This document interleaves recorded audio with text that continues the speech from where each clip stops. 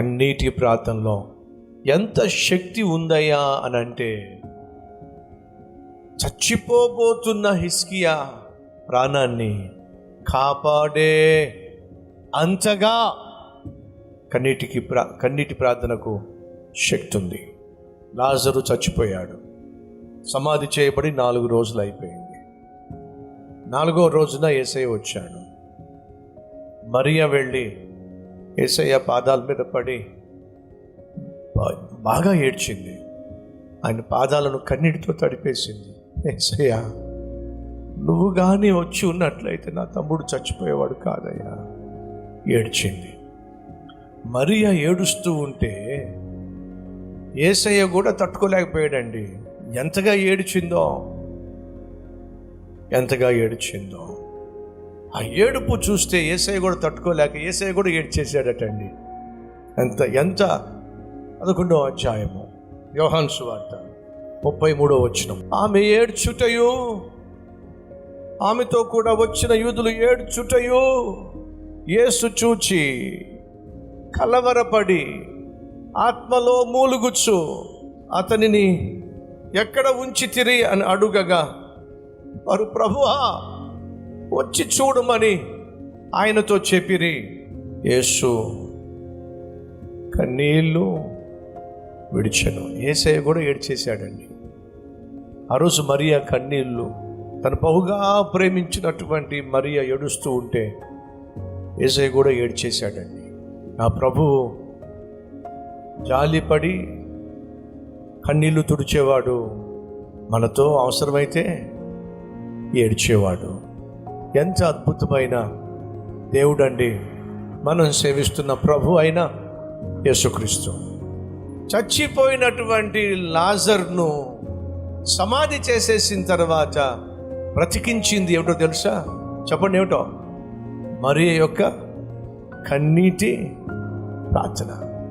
ఆశలు అడుగంటిపోయాయా? ఇక అయిపోయింది, అంతా అయిపోయింది. ఏం జరగకూడదు అనుకున్నాను అదే జరిగింది అని దేని గురించైనా నువ్వు అనుకుంటున్నావా? చేజారిపోయింది, ఇక ఛాన్సే లేదు, ఇక అవకాశం లేదు, ఇట్స్ ఆల్ ఓవర్ అని దేని గురించైనా నువ్వు అనుకుంటున్నావా? అయితే వినో, కన్నీటి ప్రార్థనకు ఎంత శక్తి ఉందయ్యా అంటే, చేజారిపోయిన దానిని కూడా తిరిగి నీ చేతుల్లో పెట్టగలిగిన శక్తి కన్నీటి ప్రార్థనకు ఉంది. హిజ్కియా కన్నీళ్లు కార్చాడట. ఈరోజు నువ్వు ఎందుకు వచ్చావు ప్రార్థనకి? ఎవరో చెప్పారండి. ఏం చెప్పారు?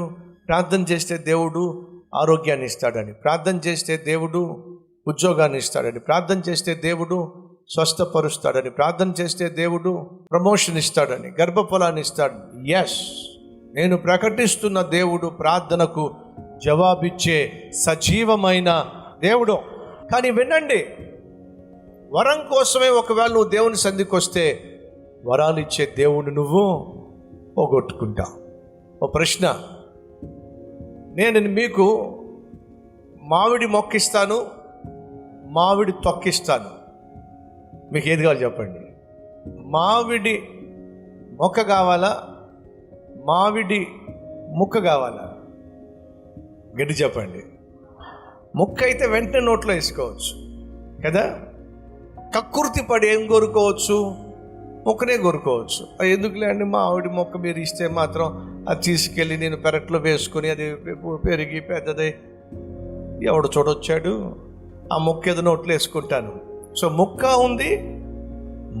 ఉంది, అడుగుతున్నా, నిజం చెప్పండి, దేన్ని కోరుకుంటారు మీరు? మొక్కను కోరుకుంటారా, మొక్కను కోరుకుంటారా?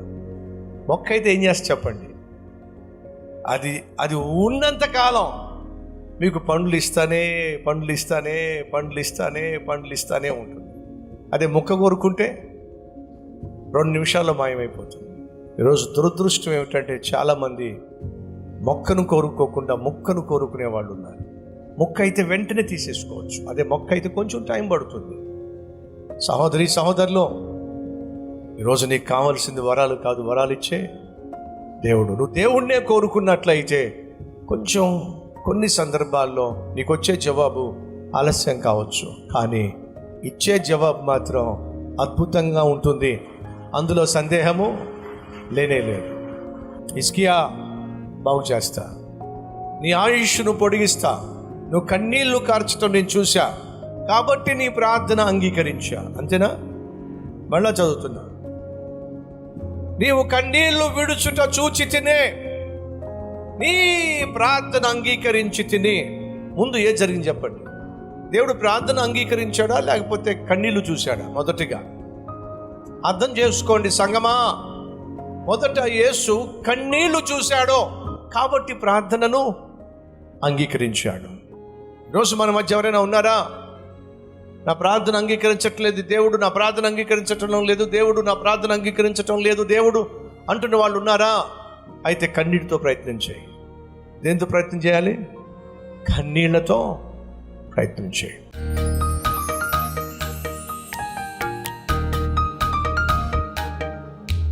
మా జీవితంలో ఏవైతే చేజారిపోయినాయి అని మాకు అనిపిస్తుందో అవి ఏవైనా కావచ్చు నాయన, ఇంకా అవి నీ చేతుల్లోనే ఉన్నాయి.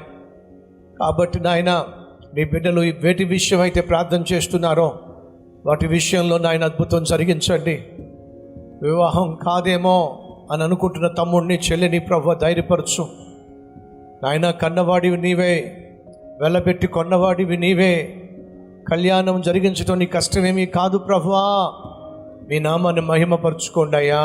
భర్తలో మార్పు, భార్యలో మార్పు, కుటుంబం కట్టబడాలి, సమాధానంతో నివసించాలని ఆశపడుతున్నా భార్య భర్తలను ప్రభు సమకూర్చండి, సమాధానపరచండి, కుటుంబంగా ఒక చోటకి చేర్చండి నాయన. ఆ కుటుంబంలో నెమ్మది దయచేయండి అయ్యా. నీకే మహిమ ఘనత ప్రభావములు చెల్లిస్తూ యేసు నామం పేరట వేడుకుంటున్నాం తండ్రి, ఆమెన్.